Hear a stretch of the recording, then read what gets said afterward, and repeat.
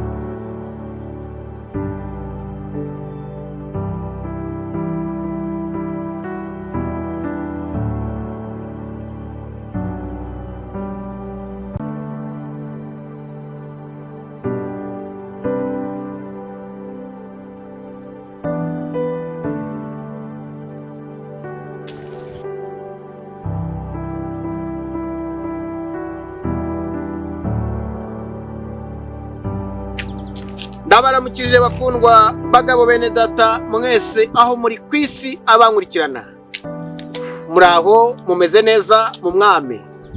Ndabaramukije mbiyegereza muri uyu mwanya w'ijambo ry'Imana. Ni umukunzi wanyu Pastor Steven kuri channel ya Gikristo yitwa Pastor Steven TV. Ndabiyegereje bakunzi beza b'iyi channel ndetse nabiyegereza muri uyu mwanya w'ijambo ry'Imana. Nizere ko mutekanye kandi mumeze neza. Ndagira ngo rero muri uyu mwanya dusenge twinjire muri ya nyigisho yacu. Mana, turagushimiye kuri Imana nziza kandi ikiranuka, Mana yera utuye mu gihugu cyo mu ijuru. Ndagushimiye uyu mwanya nanone tugejeje kugira ngo tuganire n'abatuye isi bose, tubagezeho ijambo ryawe. Uhabwe icyubahiro kuko byose bikorwa nawe kandi byose bigaturuka muri wowe, turabigushimiye. Reka iri jambo rero rize rifite ikintu rigiye kungura imitima yacu n'ubwenge bwacu kugira ngo twumve icyo Umwuka avugana natwe, mu izina rya Yesu, amen. So bakunzi rero banjye, bakunzi ba Kristo, bana b'Imana mwese aho muri hose ku isi, ndagira ngo muri uyu mwanya tugeze ku mbuto y'umunani.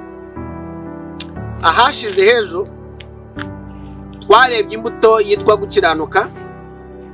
Iriya mbuto yo gukiranuka mwarayumvishije. Mu by'ukuri tuba tugenda dusamarayizinga dusimbuka n'ibintu bimwe, muzajya mutwihanganira. Ariko ahangaha tugiye kuvuga ku mbuto yitwa kugwa neza. Imbuto yitwa kugwa neza kuyifite ni muntu ki?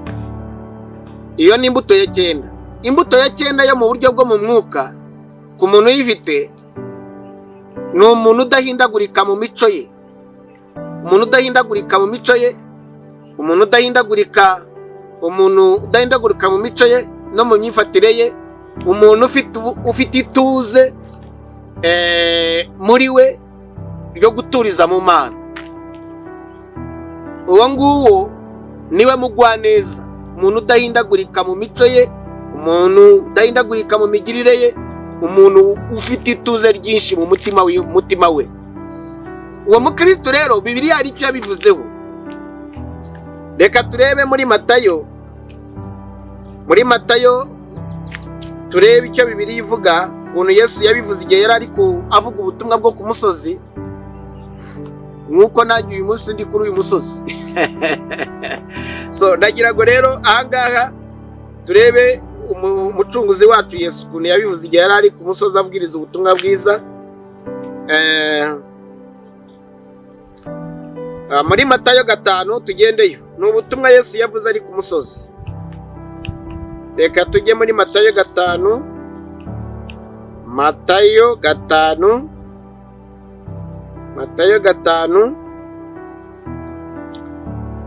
Bibiliya iravuga ngo Yesu aterura amagambo ati, hahirwa abakene bo mu mitima yabo, kuko ubwami bwo mu ijuru ari ubwabo.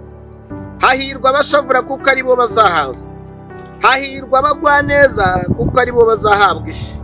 Abagwaneza ari bo bazahabwa isi. None arakomeza akavuga ngo hahirwa abafite inzara n'inyota zo gukiranuka, kuko ari bo bazahazwa.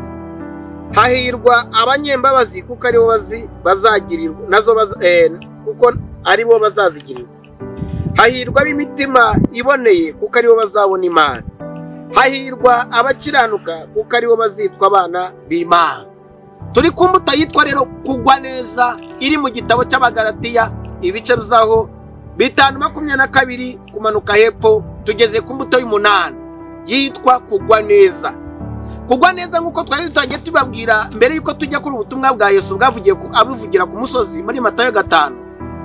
Twarebye yuko twasanze yuko igisobanuro cyimbitse, umugwa neza ni muntu ki? Ni umuntu udahindagurika mu mico ye, ni umuntu udahindagurika, ugira ituze mu Mana, ufite ituze mu Mana, umeze neza, udahindagurika. So muri iyo miterere y'umuco, muri iyo miterere ya kamere ye, akaba ari umuntu uri umugwa neza, umuntu w'amahoro menshi, umuntu ufite amahoro menshi muri we, umuntu wuzuye ibyishimo byo mu mwuka, umuntu wuzuye ibyiringiro bizamwereka kuzibana n'Imana iteka ryose. Umuntu w'umugwa neza utabiheshwa no kugwa neza nuko yabitse amafaranga menshi, adaheshwa kugwa neza nuko ari mu nzu ihenze, adaheshwa no kugwa neza yuko afite ukuntu abayeho ukundi. Oya, ntabwo ari byo tuvuga. Turavuga ubugwaneza buza, ubugwaneza dukomora mu mwami wacu, ubugwaneza dukomora mu mbaraga z'umwuka wera, ubugwaneza dukomora mu mpinduka z'ukuri, mu mpinduka zizanwa n'ukuri kw'agakiza. Izo mbuto zo mu buryo bw'Imana nizo turi mu kuvuga, imbuto z'umwuka wera. Izo mbuto z'umwuka wera rero, umwuka wera muri twe, izo mbuto turazihabwa zo kugwa neza. Hahirwa abagwa neza, ko kari bo bazahabwa iyi si. Hahirwa abagwa neza, abantu bazi kugwa neza. Oh my goodness, Imana ishimwe. Hahirwa abagwa neza, ko kari bo bazahabwa ubwami. Hahirwa abarenganyirizwa gukiranuka, ko kari bo bazitwa abana b'Imana. Hahirwa bakundwa, hahirwa abagwa neza. Imana iguhereza abagwa neza kuruta yuko yakugwiza haba kugwa nabi. Imana iguhereza abagwa neza, hanyuma bagufashe, bagushyigikire mu buzima bwawe bwa buri munsi. Imana iguhereza abagwa neza, iguhuza n'umuntu ufite ubugwa neza. Imana ihabwa icyubahiro. Haleluya. Wow, Imana ishimwe. So hahirwa abagwa neza, Imana ihabwa icyubahiro ariko. Haleluya. Hahirwa abagwa neza, nibo bazahabwa umugisha uturuka ku Mwana. Iyi mbuto yo kugwa neza, dushoboye kugira imiterere ya kamere muri twe, tukaba abantu bafite iyo miterere yo kugwa neza abandi tubanye nabo, yo kugwa neza abandi dukorana nabo, yo kugwa neza mu mirimo yacu, mu migirire, mu mibanire yacu n'abandi, tukaba turi abagwa neza. Isi yatemba amata n'ubuki, iyi si y'Imana yagira amahoro. Iyo kamere upfukamye ukayisaba Imana, ukemera ukuri kw'agakiza kukaguhindura, wahinduka umugwa neza, wahinduka umugwa neza. Kuko izo mbuto Mwuka Wera arazitanga binyuze mu guhindurwa n'ukuri kw'agakiza. Imana ihabwa icyubahiro. izo mbuto urazihabwa mukundwa. Izi ni imbuto zo mu buryo bwo mu mwuka. Hahirwa abagwaneza. Matayo yatubwiye ngo hahirwa abagwaneza ko aribo bazahabwa isi. Imana ihabwa icyubahiro. Twarebye yuko kugwa neza ari umuntu udahindagurika mu mico ye, umuntu udahindagurika, umuntu ufite ituze ry'ubumana. Ntabwo tuvuga ituze rizanwa no gutunga iby'iyi si, ntabwo tuvuga ituze rizanwa no kwishingikiriza kuri iyi si. Turavuga ituze rizanwa no kumenya Imana yawe, ituze rizanwa no kwizera Umwami, ituze rizanwa no kumenya ko ijuru waryandikiwe binyuze mu maraso ya Yesu no kumwizera. Ituze rizanwa no kumenya, Daniel yaravuze ngo abazi Imana yabo bazakomera, nibarangiza gukomera baharanire bakora iby'ubutwari. Mukundwa mwene da, hahirwa abagwaneza. Icyamukanyumva, icyamukumva gusenga kwanjye Imana, uburyo amasengesho ngusengera, uburyo inyigisho ikugwa neza. Izi mbuto Imana izirunde mu buzima bwawe. Imana igwiza imbuto mukundwa, Imana igwiza imbuto. Imana ishimwe, haleluya, Imana ishimwe. Bakundwa bene data, hahirwa abagwaneza. Bakundwa, iyi si irangwa n'akavuyo, iyi si irangwa n'amakimbirane, iyi si irangwa n'inzangano, iyi si irangwa n'ubugome bw'indangakamere. Ikeneye abantu bafite ubugwaneza muri bo kugira ngo itoto n'amahoro yabo ashobore gutuma iyi si itekana, ashobore gutuma Imana ihabwa icyubahiro ku bw'iyo mbuto iri muri abo bantu bahawe, bamaze guhindurwa n'ukuri kw'agakiza. Imana ihabwa icyubahiro, haleluya. Hahirwa abagwaneza. Iyo abantu baguwe neza babana mu mahoro. Iyo abantu baguwe neza muri bo, bafite iryo tuze muri bo, baguwe neza, bahagijwe n'ubuntu, banyuzwe n'ubuntu, banyuzwe n'ubumana muri bo, babana neza, bakorana neza, ntibakimbirana, ntibaryana, ahubwo barashyigikirana. Abagwaneza barashyigikirana, abagwaneza bavindimwe, abagwaneza bamenya ko icyerekezo baganamo kandi bajyamo ari kimwe. Abagwaneza bamenya yuko kavukire yabo ari imwe, umuremyi wabo ari umwe. Niyo mpamvu bataryana mu rugendo, ntibaryana mu kazi iyo bakorana. Iyo babanye ari umugabo n'umugore barashyigikirana, batezanya imbere, bararera bakabyara, bakarera bakuje. Abagwaneza nibo bazabona Imana, abagwaneza nibo bazatabarwa bose bareba. Abagwaneza uzabarenganya azabarenganyije Imana, kuko abo nibo bazahesha isi ituze n'amahoro. Abagwaneza, hahirwa abagwaneza. Imana ishimwe. Icyamukaba muri uwo mubare w'abantu bafite iyi mbuto y'ubugwaneza.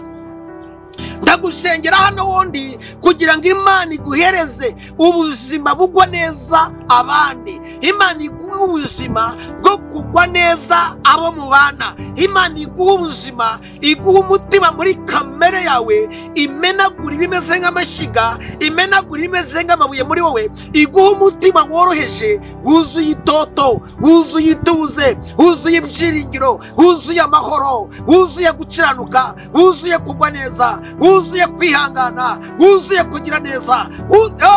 Rimasakanyara babasenderebo. Imana iguhe uyu mutima uguwe neza. Muri Kristo turanyuzwe. Imana ihabwa icyubahiro.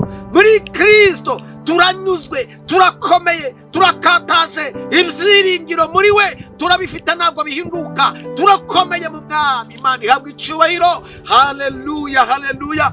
Imana iguheze kugwa neza mukundwa. Yes, hahirwa abagwaneza. Imana ishimwe. Turi mu Bagalatiya 5:22, hari imbuto 9. Tugeze ku mbuto y'umunani yitwa kugwa neza. Tagira ngo nawe uyu munsi utangire imyumvire yawe ihinduke, imiterere yawe ihinduke, utangire ugira ubuzima bwo kugwa neza, ugira amahoro aganze muri wowe, ugire kwihangana kuganze muri wowe, ugire kugira neza biganze muri wowe. Ubwo ndiyo ndakubwira imbuto zose nagiye nigisha, ugira urukundo, urusangiza abandi, urusangiza Imana. So ugire hanyuma noneho ugwe neza. Imana yabwa icyubahiro, ugwe neza, hanyuma ugire ibyo byose tukwigishije iki cyumweru cyose. Ndagira ngo mwibutsa yuko ejo ariko tuzasoza izi nyigisho. Ejo tuzasoza n'imbuto yitwa kwirinda. Iyo mbuto yitwa kwirinda, ejo uzazindukire kuri channel yacu yitwa Pastor Steven TV. Iyi channel uzaze, hanyuma ejo ntuzacikanwe. Iyi ni imbuto rero y'umunani yitwa kugwa neza.